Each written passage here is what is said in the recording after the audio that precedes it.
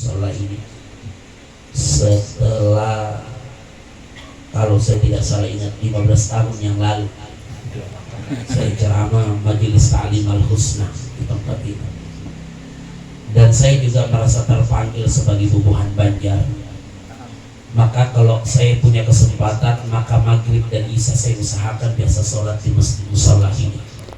Sekalipun saya satu tempo dengan Masjid Taqwa, tapi biasanya saya kesini sholat maghrib ya, dan tidak pakai baju koko, baju kemeja saja, takutnya disuruh imam ya. Ya, tapi ya, ternyata ada juga yang benar akhirnya disuruh imam juga ya. Baik hadirin yang insya Allah dimuliakan oleh Allah, hari ini kita hadir dalam acara peringatan Maulid dengan tema menebar empati, mempererat ukhuwah dan silaturahmi. Sebelum saya lanjut, kenapa kita harus bermaulid? Karena ini menjadi pro dan kontra selama ini. Saya pernah ditanya, hukumnya maulid menurut Ustaz apa? Saya tanya balik, hukumnya martabak apa? Kalau martabak Pak, hukumnya halal atau haram? Halal. Tergantung campurannya. Kalau campurannya normal, maka halal. Sekarang hari ini maulidnya bagaimana? Rahmat dan kasih sayang Allah, karena tergantung isinya. Isinya salawat, memuji-muji Allah, bersalawat kepada baginda, majelis ilmu, maka insya Allah Allah mencurahkan, menurunkan rahmat dan kasih sayangnya di tempat ini. Hadirin yang insya Allah dimuliakan oleh Allah Subhanahu wa Ta'ala. Terkait hal ini, sebenarnya sudah dijelaskan di dalam sebuah buku oleh ulama Mekah, Syekh Alawi Al-Maliki Al-Hasan. Beliau termasuk cucu Rasulullah Sallallahu Alaihi Wasallam yang meninggal di tahun 2004, yang menulis 21 dalil kenapa kita harus bermaulid. Tapi saya tidak akan sampaikan 21, cukup 2 saja, nanti baca di Google. Itu kalau anak muda milenial bisa baca itu di Google. Yang masalah anak muda kolonial ya. Dan Syekh Alawi Al-Maliki Al-Hasani luar biasa, yang meninggal tahun 2004. Mungkin kita sudah paham, di Mekah dan Madinah di Arab Saudi itu ada aturan 1 tahun setelah dikubur, maka makam itu harus dibongkar dan diambil, dipindahkan dan disatukan dengan tulang belulang yang lain setiap 1 tahun. Maka tibalah giliran 1 tahun Syekh Alawi Al-Maliki Al-Hasani, kemudian petugas makam untuk membongkar itu. Kenapa gampang sekali menjadi tulang? Karena kita tahu tanah di Saudi Arabia itu panas, jadi gampang sekali hancur itu daging, jasad itu sisa menjadi tulang belulang. Tapi ternyata ketika petugas membongkar masih utuh, Masya Allah, masih utuh, kain kafannya tak ada pun yang tersentuh oleh tanah, utuh jasadnya. Maka petugas kemudian melaporkan kepada pemerintah kota Mekah di kuburan Ma'la, ya, di Ma'la. Kemudian ditutup kembali dan tidak jadi untuk dipindahkan karena jasad. Maka tahun berikutnya, 2 tahun selang berikutnya diperintahkan lagi untuk membongkar itu, termasuk makam tadi. Ternyata masih seperti 1 tahun yang lalu, 2 tahun yang lalu. Maka tetap tidak pernah lagi ada perintah dari pemerintah kota Mekah, kerajaan Arab Saudi. 5 tahun selang berikutnya diperintahkan lagi untuk membongkar, tapi ternyata justru tidak ada perubahan. Dan inilah janji Allah terhadap jasad-jasad para ulama, para hafiz Quran yang mampu menjaga hafalannya, dan termasuk para syuhada yang dijaga jasadnya, yang tidak akan pernah disentuh oleh tanah, termasuk Ulama saja luar biasa, bagaimana dengan baginda Muhammad sallallahu alaihi wasallam. Makanya Nabi pernah menyampaikan, siapa yang datang menziarahiku di waktu hidup matiku, seperti dia datang menziarahiku di waktu hidup. Masya Allah. Hadirin yang insya Allah dimuliakan oleh Allah. Apa kata Syekh Alawi Al-Maliki Al-Hasani tadi? Beliau menyampaikan dua yang ingin saya sampaikan. Kenapa kita mesti bermaulid? Dasar yang pertama, ketika baginda Rasulullah Sallallahu Alaihi Wasallam kemudian berhijrah, kemudian mendapatkan,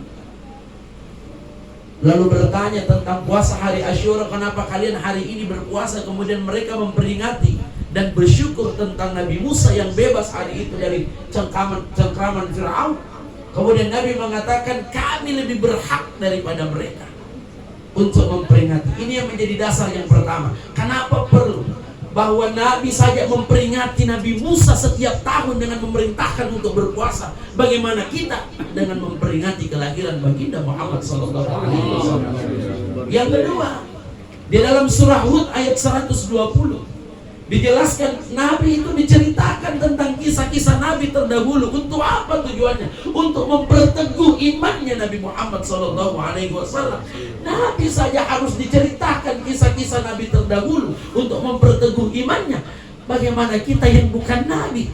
Di mana tempatnya? Lewat maulid inilah kemudian rasa kecintaan itu dengan kisah-kisah baginda Rasulullah Muhammad SAW. Selebihnya nanti dibaca di Google, 21 dalil tentang kenapa kita perlu maulid, kata Syekh Alawi Al-Maliki Al-Hasan. Hadirin yang insya Allah dimuliakan oleh Allah Subhanahu wa Ta'ala. Saya biasanya konsepnya ceria-ceria kalau ceramah, tapi menatap wajah-wajah yang hadir hari ini kayaknya sulit. Hadirin yang insya Allah dimuliakan oleh Allah Subhanahu wa Ta'ala. Oleh karena itu, inilah hadirnya kehadiran Rasulullah Sallallahu Alaihi Wasallam. Rasul pun memperingati dengan berpuasa di hari Senin. Karena sesungguhnya saya memperingati kelahiranku. Bagaimana dengan kita? Kemudian selanjutnya, orang-orang yang bukan saja orang-orang yang beriman kepada Rasulullah kemudian mendapatkan kemuliaan dengan kegembiraannya atas kelahiran Rasulullah Sallallahu Alaihi Wasallam, termasuk Abu Lahab. Abu Lahab itu mendapatkan keberkahan, padahal dia tidak beriman kepada Allah dan tidak beriman kepada Rasulullah. Tapi karena dia membebaskan budaknya, bahkan sampai saking gembiranya ketika Nabi Muhammad lahir, dia bebaskan budaknya. Kemudian dia diberikan keberkahan. Keberkahan apa? Setiap hari Senin dikasih keringanan, tidak mendapatkan siksa kubur. Orang kafir saja, bagaimana dengan kita yang mengaku cinta dan dekat kepada Allah sebagai umat Rasulullah SAW? Hari Senin, setiap hari Senin Abu Lahab tidak mendapatkan siksa kubur. Jadi kemarin tidak dapat siksa kubur, sekarang dilanjutkan kembali. Hadirin yang insya Allah dimuliakan oleh Allah Subhanahu wa Ta'ala. Kenapa kita harus menjadikan Nabi Muhammad sebagai teladan dalam kehidupan kita? Karena beliau adalah sosok yang sangat mulia, hamba yang sangat mulia di hadapan Allah. Sehingga itu yang kita cari, ingin meraih sebuah kemuliaan hidup seperti mulianya baginda Muhammad Sallallahu Alaihi Wasallam. Makanya ada cerita, ada jamaah, waktu itu saya bawa jamaah umrah masuk ke dalam Raudhah. Di Raudhah itu kalau mau masuk sampai 2,5 jam kita antar. Tapi setelah pandemi hari ini, alhamdulillah ringan, karena sudah ada aturan baru dari Arab Saudi. Harus pakai aplikasi masuk, sehingga ada aplikasi Marna namanya. Setiap masuk di situ nanti sesuai dengan jamnya, sehingga tidak ada berdesak-desakan, dorong-dorongan untuk masuk ke dalam Raudhah. Dengan leluasannya 20 menit kita bisa berada di dalam. Dulu baru 2 rakaat belum selesai sudah diusir sama polisi. Sekarang sudah nyaman, tidak berdesak-desakan, tidak antri lama. Kenapa? Yang boleh masuk sesuai dengan waktunya. Jadi lebih nyaman lagi. Waktu itu ada jamaah yang saya bawa. Setiap mau masuk Raudhah selalu mau ditemani. Padahal kan aturannya cuma 1 kali, yang penting sudah ditunjukkan. Masuk ke dalam, mungkin terlalu capek dilihat saya berdiri. Dia bilang begini, Ustaz mundur saja. Kasihan Ustaz terlalu lama berdiri menunggu. Saya bilang dalam hati, kenapa tidak dari tadi? sudah hampir 2 jam kita juga ini berdiri, tapi minta tolong Ustaz satu saja, pegangkan tak sendalku keluar. Beli ini juga susah ya, maaf, biar perasaan tak mau semua bayar. Saya pulang lah, maaf, haji waktu itu 2017, panas sampai 50 derajat, ninja pelataran Masjid Nabawi tanpa alas kaki, luar biasa panasnya. Saya pulang duhur, karena jadi jam 9 sampai duhur tidak keluar ini orang, saya tidak tahu dia di mana. Pas di resto makan, dia tegur saya, Ustaz dari mana? Dia bilang, Bapak ya dari mana? Dia bilang, bukan masalahnya Ustaz tinggalkan saya, sendalku Ustaz. Sendalku Ustaz. Terus saya bilang, Bapak dari mana? Dari Roda Ustaz, dari jam 9 sampai duhur. Iya Ustaz, lo bisa Ustaz. Padahal kita baru 2 rakaat sudah diusir. Dia bilang, pas diusir saya pindah lagi, diusir pindah lagi. Akhirnya sampai duhur di dalam. Berarti panjang doanya, tidak Ustaz, cuma satu yang saya minta, ya Allah jadikan hidupku seperti hidupnya Nabi Muhammad SAW. Saya bilang, hebat doa. Saya tanya, berapa umurnya Bapak sekarang? Saya bilang, ini tahun 62 Ustaz. Berarti saya jawab, sisa 1 tahun lagi. Dia bilang, maksudnya Ustaz itu bukan Tuhan yang bisa menentukan umur. Saya bilang, saya berkata sesuai dengan rujukan doa. Bapak bilang tadi, ya jadikan umurku, hidupku seperti hidupnya Nabi Muhammad, berarti biar usianya, angkanya. Nabi itu 63, Bapak 62, berarti sisa 1 tahun. Terdiam, kemudian dia bilang, kenapa saya lupa itu? Ustaz bisa temani saya masuk ke roda, untuk apa? Saya mau cancelin doa.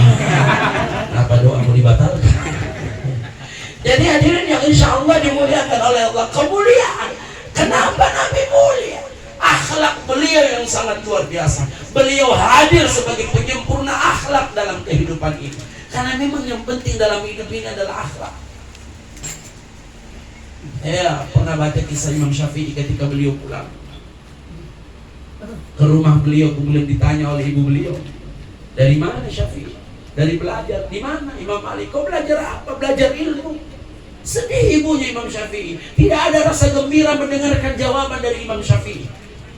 Terheran-heran Imam Syafi'i, apa maksudnya ibu saya? Kok kecewa saya dari belajar ilmu dari Imam Malik? Kemudian beliau bergegas kembali ke Imam Malik. Lalu dia bilang, saya tadi habis ketemu ibu ditanya, dari mana? Dari belajar ilmu dari engkau ya Imam Malik. Tapi apa kata Imam Malik? Oh, sebentar kau pulang. Kalau kau ditanya sama ibumu, jangan jawab belajar ilmu, tapi bilang kau lagi belajar akhlak. Pulang Imam Syafi'i ditanya lagi, kau dari mana lagi? Dari belajar. Belajar apa di Imam Malik? Belajar akhlak. Ibunya memeluknya, kemudian mengecup kening Imam Syafi'i, kemudian diambilkan makan, kemudian disuapi Imam Syafi'i dengan kegembiraan hati seorang ibu karena anaknya baru pulang dari belajar akhlak. Karena yang penting adalah akhlak dulu, baru ilmu. Tetap di Indonesia ini terlalu banyak orang cerdas. Kita tidak kekurangan orang pintar, orang yang berilmu, tapi kita kekurangan orang yang berakhlak, yang tidak punya adab. Orang yang berilmu luar biasa, apalagi orang yang merasa berilmu dan merasa pintar banyak di sekitar kita. Yang kurang adalah pintar merasa. Ini yang bahaya. Jadi akhlak yang betul menjadi penyempurna akhlak hidup Rasulullah SAW. Rasulullah kenapa menjadi penyempurna akhlak? Coba Nabi Nuh, ketika setiap Nabi itu diberikan kemuliaan oleh Allah, satu doa pamungkas untuk umatnya. Nabi Nuh ketika tidak ada lagi umatnya yang mau mendengarkan beliau, hanya berdoa, ya Allah sudah ya Rabb, perlihatkan kebesaran, mungkin ada lagi yang mau ikut denganku. Nabi-nabi seterusnya. Tapi Nabi Muhammad SAW kemudian diceritakan oleh Anas bin Malik, sahabat yang paling pertama kali menatap wajah Nabi ketika bangun dari tidurnya adalah Anas bin Malik. Aisyah, Ustaz, manasa kalau Aisyah karena istrinya.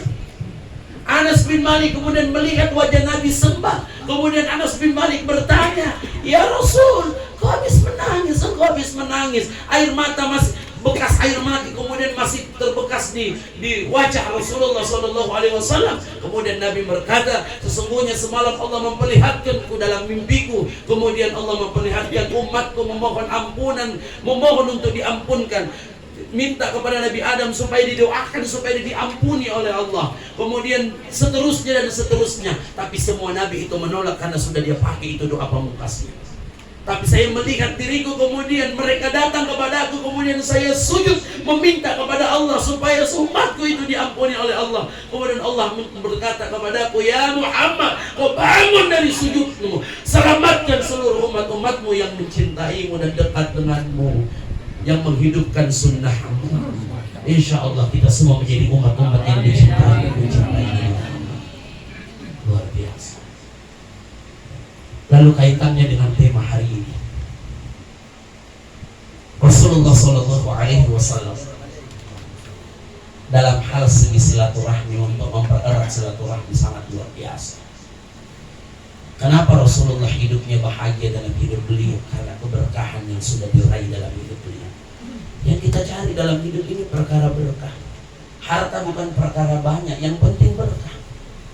Dan harta jabatan yang kita punya tidak akan berat untuk kita pertanggungjawabkan di hadapan Allah, selama yang kita punya kemudian kita pakai di jalan Allah dan di jalan kebaikan.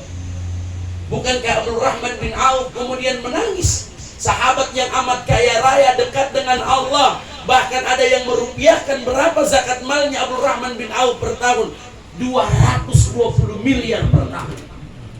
Luar biasa Abdul Rahman bin Auf. Tapi beliau menangis, khawatir, takut tidak mendapatkan apa-apa di hadapan Allah. Menangis di hadapan istri-istri beliau. Ada kemarin ibu bilang, Ustaz kalau sebut istri satu kali tidak usah diulangi istri-istri beliau.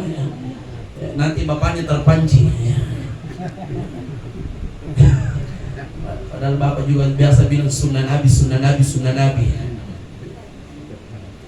Saya biasa kalau baca riwayat Rasulullah menikah, saya biasa kemudian tersenyum, ini yang selalu bilang sunnah Nabi bagaimana?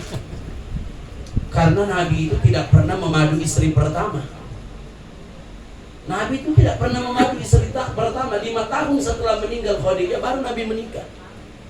Yang saya baca riwayatnya, berarti Nabi tidak pernah memadu istri pertama. Yang mau sunnah Nabi boleh tunggu istrinya meninggal. Jadi kalau mau menikah, tunggu istri meninggal supaya ikut sunnah Nabi. Perkuat doa dari sekarang. Hadirin yang insya Allah dimuliakan oleh Allah Subhanahu Wa Taala. Jadi di hadapan istri-istri beliau disiapkan makanan yang begitu enak. Kemudian ditanya oleh istri beliau, ya Abdul Rahman bin Auf, apa yang membuat kau meneteskan air mata? Kata Abdul Rahman bin Auf, saya takut ketika tidak mendapatkan balasan apa-apa di hadapan Allah dan tidak mendapatkan pengakuan sebagai hamba. Padahal luar biasa. Kemudian pernah beliau berdoa, ya Rob, miskinkan hamba. Bayangkan orang kaya minta miskin, kita setengah mati berdoa menangis minta kaya. Abdul Rahman bin Auf menangis berdoa minta miskin. Kata Nabi, kenapa? Kekayaanmu, hartamu yang kau punya itu adalah jalan untuk meraih rahmat dan kasih sayang Allah. Berat untuk mempertanggungjawabkan, tidak ringan setiap apa yang Allah titipkan dalam hidup ini untuk dipertanggungjawabkan di yaumil hisab. Kenapa? Kalau itu digunakan di jalan Allah dan di jalan kebaikan, tidak akan berat. Maka apapun yang Allah titipkan itu asbab untuk meraih rahmat dan kasih sayang Allah. Abdul Rahman bin Auf seorang pedagang yang sangat jujur, dekat dengan Allah. Makanya kalau mau cepat kaya, 10 pintu rezeki, 9 pintunya pedagang, pengusaha. Itu yang penting pedagang jujur. Alhamdulillah di Makassar banyak pedagang jujur, seimbang sama penipu. Suka bohong. Kalau menjual bale-bale, modalnya gitu, nggak ada saya untung itu, modal gitu. Kira-kira ada orang menjual dari pagi sampai sore, modal semua dia jual. Nggak ada omong kosong, cuma menjual modal. Ustaz, kita begitu strategi dagang Ustaz. Karena terkadang pembeli tidak tahu menjaga perasaan penjual. Sudah tahu kondisi harga tapi suka menawar yang tidak masuk akal. Banyak ada cerita orang pulang dari Biras hingga di Jeneponto mau beli garam. Tanya berapa garamnya, 50.000. Satu karung, tidak kurang, 45 aja. Dia bilang kurang lagi, 40 aja. Dia bilang 15 misalnya. Untuk penjual garam tidak masuk akal juga caranya menawar. Boleh 15 aja, yang penting makan di tempat. Garam makan di tempat, pulang opnami 1 bulan di Wahidin. Hari terakhir tidak ada, orang mengira corona padahal overdosis. Overdosis minum obat, bukan. Garam 1 karung. Hadirin yang insya Allah dimuliakan oleh Allah Subhanahu Wa Taala. Jadi Rasulullah hidupnya bahagia, berkah hidup beliau. Berkah itu apa? ziyadatul khair, pangkal kebaikan punya manfaat untuk diri ini dan untuk orang lain. Itu makna daripada silaturahmi kita. Kalau mau persaudaraan kita di Bubuhan Banjar ini kokoh dan kuat, erat seperti apa yang dimaukan oleh tema ini, maka cukup 3 hal yang ingin saya sampaikan hari ini. Jadilah seperti bangunan Musholla Al-Husna ini. Saya ikut-ikut sama Ustaz Mama terus. Kalau bangunan ini sudah lama, dia tetap berdiri kokoh dan kuat, itu karena satu, dia dibangun dengan bahan yang berbeda-beda. Betul? Ada semen, ada pasir, ada batu. Bayangkan kalau ini Musholla Al-Husna dibangun dengan satu bahan saja, batu, maka semua yang sholat dan zikir di dalam setiap malam Senin husnul khotimah. Kenapa? Belum seberapa jatuh batunya, tapi bangunan ini dibangun dengan bahan yang berbeda-beda. Apa maksudnya Ustaz? Supaya Bubuhan Banjar ini semakin kokoh dan kuat. Jangan sibuk cari perbedaan di antara kita, tapi sibuk mencari persamaan. Karena yang berbeda-beda kemudian disatukan, justru itu yang erat dan kuat. Martapura, Amuntai, Sungai Durian, negara sama atau beda? Sama atau beda? Sama-sama orang Banjar, selesai. Itu yang buat kita kokoh dan kuat. Jangan sibuk cari perbedaan, tapi sibuk mencari persamaan. Sama-sama orang Banjar, sama-sama ada di Makassar, dan kita saling penuh manfaat dalam hidup ini. Makanya saya selalu bilang, manusia itu dibagi 5 tipe dalam segi keberkahan hidup. Tipe yang pertama, tipe manusia wajib, sunat, mubah, makruh, dan haram. Mana tipe manusia wajib? Ada keluarga, kalau dia hadir orang bahagia, kalau dia hadir tenang perasaan, kalau dia hadir enak perasaan. Kalau ada kegiatan tidak pusing kita, langsung keluar, nggak banyak ngomong. Itu tipe manusia wajib. Ada di sini, ada tipe manusia wajib itu. Kalau dia tidak ada, senyum. Wih, nggak datang yang di Mustami, pasti sedih orang ya. Itu contoh satu. Dan manusia wajib yang lain. Yang kedua, ada tipe manusia sunnah.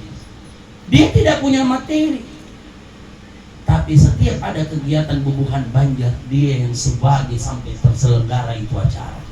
Orang begini kalau tidak ada dicari juga. Dulu kalau ada dia, tidak ada yang kita pusing, dia yang sibuk bekerja. Ada orang tipe begitu. Yang ketiga, ada tipe manusia mubah. Jangan kita ada yang seperti ini. Dia hadir dan tidak hadir sama saja, tidak ada pengaruh. Yang para manusia makruh, selalu hadir tapi tidak pernah dirindukan kehadirannya. Kenapa? Karena kalau dia hadir, dia yang paling banyak kritiknya, dia yang paling banyak bicaranya, tapi kurang sumbangannya. Orang begini kalau tidak ada lebih bagus. Rugi orang. Ada tipe manusia haram. Kalau dia hadir orang gelisah, kalau dia hadir orang terprovokasi, kalau dia hadir terbagi kelompok ini Bubuhan Banjar, tidak mau menyatukan. Orang begini kalau tidak ada, alhamdulillah. Dan rata-rata yang manusia haram itu banyak bicaranya, kurang sumbangannya. Dan orang yang banyak sumbangannya, kurang bicaranya. Sekarang kembali lagi, seperti Musholla Al-Husna ini, perbedaan bisa menyatukan kita semua. Suami istri berbeda dalam hidup ini, tidak apa-apa.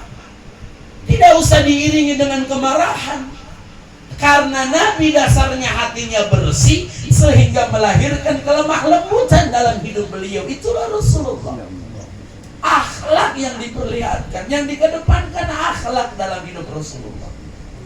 Yang kedua apa? Bangunan ini bisa kokoh dan kuat karena satu, dibangun dengan bahan yang berbeda-beda. tapi mereka tidak sibuk menonjolkan dirinya dan merasa dirinya lebih hebat. Ini yang bahaya. Silaturahmi akan tidak kokoh kalau orang masing-masing sibuk merasa diri lebih hebat. Apa yang menguatkan ini, Tian? Ada besi di dalamnya. Besi hebat, hebat itu besi. Kenapa? Dia tetap bersembunyi di balik tegel, semen dan pasir, dan dia tidak pernah keluar nongol menonjolkan dirinya. Karena kapan dia keluar nongol sedikit saja, pasti digergaji. Kenapa? Merusak pemandangan. Begitu juga di Bubuhan Banjar. Silaturahmi tidak akan bagus kalau ada orang masing-masing sibuk merasa dirinya lebih hebat, sibuk menonjolkan diri. Kalau bukan saya, kalau bukan saya, kalau bukan saya, merusak pemandangan. Gergaji saja. Sama tubuh ini. Apa yang paling hebat dalam organ tubuh kita? Jantung. Kalau jantung sudah tidak berfungsi, wassalam. Tapi jantung hebat, dia tetap bersembunyi di balik tubuh ini, padahal jantung itu hebat. Justru apa yang suka menempatkan diri di dalam tubuh ini? Ambien. Dan kata dokter, jalan satu-satunya supaya hilang itu ambien, operasi saja. Sama. Orang yang sibuk dirinya cari muka, sibuk cari penghargaan, sibuk mau dipuji, tidak akan bagus silaturahmi ini. Oleh karena itu, itulah awal daripada hati yang kotor. Hati yang kotor itu cenderung jadi orang munafik, bunglon, suka menyesuaikan keadaan. Maka apa yang kita inginkan supaya erat ukhuwah dan silaturahmi ini jauh kalau kita tidak sibuk menahan diri untuk merasa diri dan menonjolkan diri dalam hidup ini. Karena sesungguhnya setiap kebaikan yang kita kerjakan dalam hidup ini didasari dengan hati yang bersih. Itulah Rasulullah. Dan hati yang bersih itu akan melahirkan ketulusan dalam berbuat. Orang yang tulus itu tidak berbuat karena ingin dilihat, tidak berbuat karena ingin dipuji, dan tidak berbuat karena ingin ditahu oleh orang lain. Jangan ada orang, tidak ada orang, tetap semangat. Ada orang semangat, tidak ada orang, tetap semangat. Wa kafa billahi syahida. Cukup Allah yang melihat, Allah yang menyaksikan apa yang kita kerjakan. Jangan kalau sholat sendiri tidak ada yang lihat. Loh ya kalau imam sok panjang takbirnya, bacaannya panjang. Terkadang jamaah mengeluh di belakang. Susah toh ada tong imam, kalau dia imam di depan, Ustaz, kenapa kita ini suka yang pendek-pendek bacaannya? Kenapa tidak suka yang panjang? Terkadang ada imam yang tidak mengerti. Dia di depan khusyuk dengan hafalannya, kita khusyuk di belakang dengan hayalanta. Makanya jadi pemimpin itu disuruh balik ke belakang supaya lihat kondisi makmum yang akan dipimpin, supaya yang memimpin tidak egois dengan kemauan sendiri. Mau sok panjang tapi banyak orang tua di belakang, sepuh-sepuh. Jangan terlalu lama sujud. Kenapa? Karena ada yang datang lagi flu berat. Kapan terlalu lama sujud kemudian dia bangun, setengah mati nangis. Begitulah dalam hidup itu.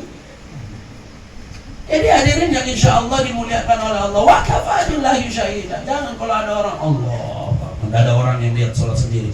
Bismillahirrahmanirrahim. Alhamdulillahirabbil alamin. Pas lihat ada orang masuk. Ar-Rahmanir-Rahim. Maliki yaumiddin. Itu luar biasa karena berbuaya karena saya surat al-mustaqim. Wa kafa billahi syahida. Saya pernah khutbah Jumat baru Pak. Itu imam luar biasa, lama rukun, Allahu Akbar, Sami Allahu, lama tasyahudnya, sujudnya lama. Saya bilang hebat ini orang. Sekalinya selesai Jumat sholat sunat, dia masuk ke tempat imam. Saya maju ke depan, dia masuk di kamar imam, saya maju ke depan tempatnya tadi untuk sholat sunat juga setelah Jumat. Saya lihat di dalam, ya Allah, Rasulullah. Ini ujian. Ada orang dia semangat, tidak ada orang. Ada orang, tidak ada orang. Sama proses ibadahnya. Hadirin yang insya Allah dimuliakan oleh Allah Subhanahu Wa Taala. Jadi ketulusan yang dijaga. Jangan karena mau dilihat, jangan karena mau ditahu oleh orang lain, jangan karena mau dipuji. Demi Allah, Nabi tiap hari dihina atau dipuji? Dihina. Cacian atau sanjungan? Cacian. Hasilnya mulia atau hina? Mulia. Ini hikmah. Jangan pernah marah ketika dicaci, dihina oleh orang lain. Jangan berkecil hati, direndahkan, diremehkan oleh orang lain. Karena kita harus tahu ujungnya adalah kemuliaan. Jangan pernah bangga ketika disanjung dan dipuji, karena sesungguhnya ujungnya adalah sebuah kehinaan. Ibu-ibu sudah make up, nggak usah pergi depan suami. Gimana ya, udah cantik apa belum? Nggak usah. Karena pertanyaan itu pertanyaan menyiksa suami. Bingung suami mau jawab apa. Mau bilang cantik tidak, mau jujur kasihan tidak tega ya. Jadi nggak usah karena mau dipuji ya. Ikhlas memasak untuk suami, ikhlas saja. Ada kan istri kan siapkan makanan pagi-pagi untuk suami. Saya suka ini maulid hari ini, nggak ada sambutannya ya. Biasa saya 9:30 baru ceramah. Ini jam 21:11 sudah mau berakhir ceramahku. Tadi malam 9:30 lewat baru saya dipersilahkan 4 sambutan. Saya masuk kalau ada sama jami juga lurah jami RW. Itu ses saja ki. Ada Tommy RW, ada Tommy lurah, ada Tommy ketua LPM, ada Tommy poin cama, 4 sambutan. Sama-sama di PBB di semua tadi. Langsung inti kita tak dodo makin. Hadirin yang insya Allah dimuliakan oleh Allah Subhanahu Wa Taala. Jadi hadirin, ibu siapkan makanan suaminya pagi-pagi sambil menunggu suami yang sementara pakaian di dalam kamar. Terus dia tunggu, wah dia sambil menatap di pintu kamar. Wah lamanya nih bapak keluar pakaian. Pas keluar dia aja, Pak sini makan Pak. Apa kata suami? Sudah makan nih, saya buru-buru kali ini. Nanti makan di kantor saja. Kalau dia tidak tulus pasti kecewa. Lihat nih bapak, nggak menghargai itu. Sehingga matinya nih mama bangun pagi-pagi masak, tapi ada dimakan. Sakit. Di sini terkadang saya tidak suka bapakmu. Katanya tidak suka, tapi mau sama bapak habis belum ada pilihan. Kecewa pasti. Kalau berharap sama makhluk itu bikin kecewa. Berharap dihargai, dipuji oleh makhluk itu bikin kecewa, kata Imam Ali. Kata Imam Ali karamallahu wajhah, saya ini orang yang paling banyak merasakan kepedihan hati dalam hidup. Tapi di antara semua kepedihan hati yang pernah kurasakan, kata Imam Ali, satu yang bikin pedih, berharap sama makhluk lalu tidak berharap kepada Allah. Berharap sama makhluk itu bikin kecewa, apalagi kalau cuma dijanji terus, kecewa. Makanya hati-hati, berharapnya ke Allah. Jangan karena mau dipuji, dilihat dan ditahu. Karena setiap kebaikan yang kita kerjakan itu hanya 2 syaratnya supaya bernilai kemuliaan. 1, niatnya harus tulus, 2, caranya harus benar. Bagus posisi itu karena Ustaz Wahyu nih, saya tidak pernah tatap wajahnya ya. Kalau saya tatap wajahnya habis materiku, saya tidak tahu mau bilang apa ya. Jadi 1, jangan niatnya tulus, dan yang kedua caranya benar. Jangan seperti saya sering cerita, jangan seperti ada anak muda mau menyeberang, ketika mau menyeberang ada nenek tua, dia lihat langsung dipegang tangannya itu nenek tua, dia bawa lari menyeberang itu nenek. Belum sempat menolak neneknya sudah sampai di seberang, marah-marah itu nenek. Kata anak muda, kenapa nenek marah? Seharusnya nenek berterima kasih karena saya sudah bantu menyeberang. Apa jawab itu nenek? Bagaimana tidak marah? Saya baru-baru menyeberang, kok pasti menyeberang lagi. Saya kembali memang.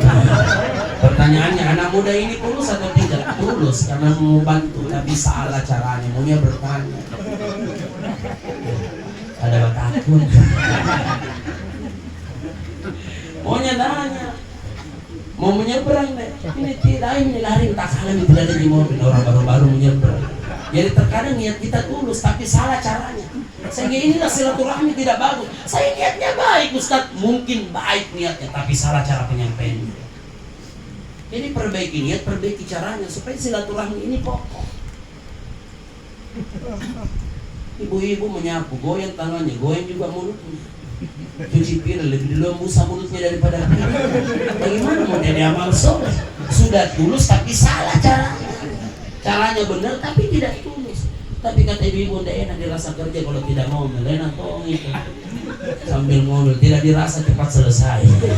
Itulah ibu-ibu. Makanya ada pernah bapak-bapak curhat, apa solusi menghadapi istri yang cerewet?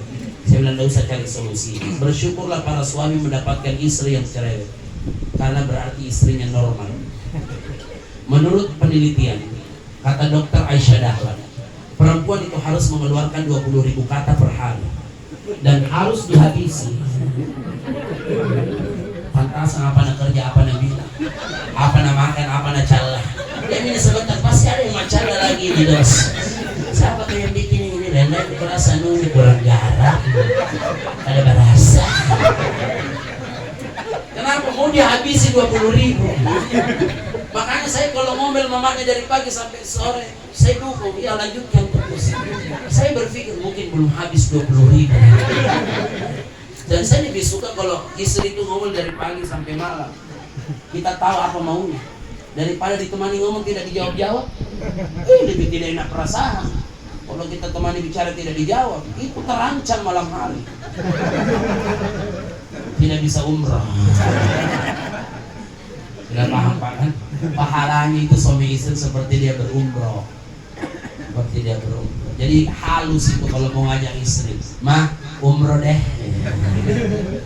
Mana suami dia bilang sampai begitu istrinya tidak mengerti, jadi marah istrinya. Kau itu tiap malam umroh, tapi tidak pernah nabung uang. Ya. Bukan umroh itu, umroh gratis. Kata Agim sabar menghadapi istri yang cerewet, karena istri itu dibekali 9 perasaan 1 akal. Laki-laki 9 akal 1 perasaan. Makanya suka salah sambung. Makanya kalau istri bicara, Pak, tidak usah dibalas, Pak. Dengarkan dengan khusyuk saja. Insya Allah tidak akan berlanjut lama itu, tidak lama itu. Tapi kalau kita jawab, kau susah mah, tidak masuk akal, apalagi sampai disalahkan, panjang Pak, sampai 1 minggu Pak. Tidak akan habis itu Pak. Karena memang dasarnya itu wanita jangan disalahkan, dia tidak mau disalahkan, apalagi dikorbankan. Makanya kalau orang hari raya kurban cari hewan, jangan cari yang betina. Memang rata-rata orang cari jantan, karena betina itu susah untuk dikorbankan. Ya. Tidak mau disalahkan. Oleh karena itu hadirin yang insya Allah dimuliakan oleh Allah, yang kedua, jangan sibuk merasa diri hebat.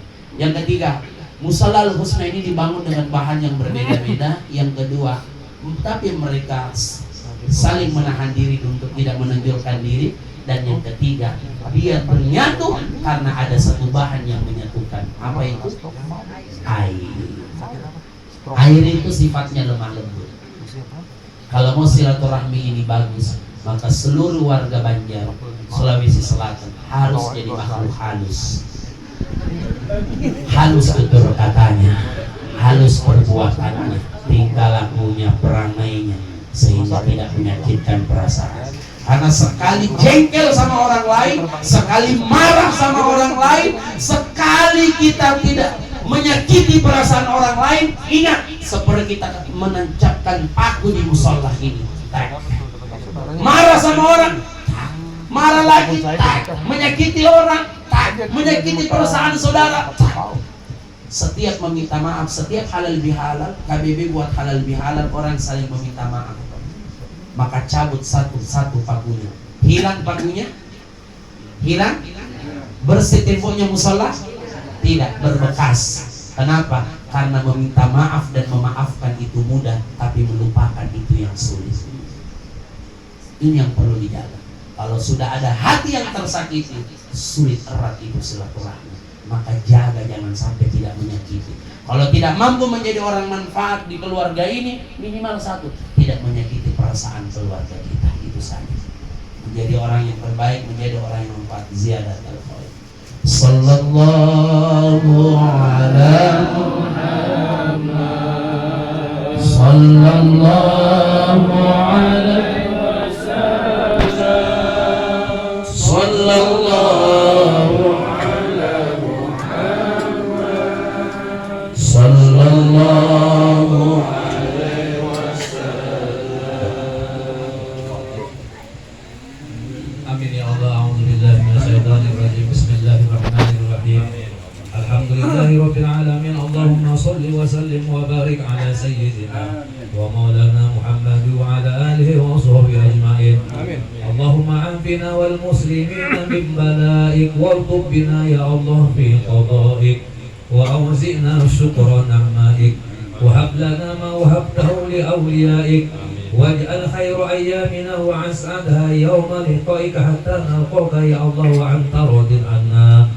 اللهم استجب دعاءنا واشف مرضانا وارحم موتانا ويسر أمورنا واقض حاجاتنا يا الله واقض حاجاتنا يا رحمن واقض حاجاتنا يا رحيم خصوصا لحاجات جamaah peringatan Maulid Rasul Muhammad sallallahu alaihi wasallam, musola arusnya warga Buhan Banjar dan orang-orang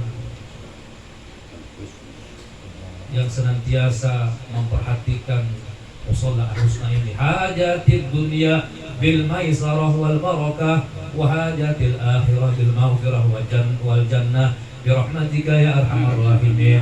Allahumma arham ummata sayyidina Muhammad, Allahumma ighfir li ummati sayyidina Muhammad, Allahumma azbur ummata sayyidina Muhammad, Allahumma astur ummata sayyidina Muhammad, Allahumma asli ummata sayyidina Muhammad, Allahumma farrij an ummati sayyidina Muhammadin sallallahu alaihi wa alihi wasallam, warhamhum ya Allah, warhamhum ya Allah, warhamhum ya Allah rahmatan ammah.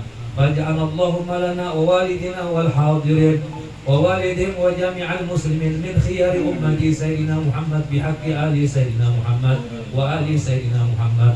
Wa sallallahu ala sayyidina Muhammad wa ala alihi wa sahbihi wa sallama bi fadlihi. Subhana rabbika rabbil izzati amma yasifun wa salamun ala al-mursalin walhamdulillahi rabbil alamin bi sirri nabi wa ali nabi wa bi sirri suratil Fatihah.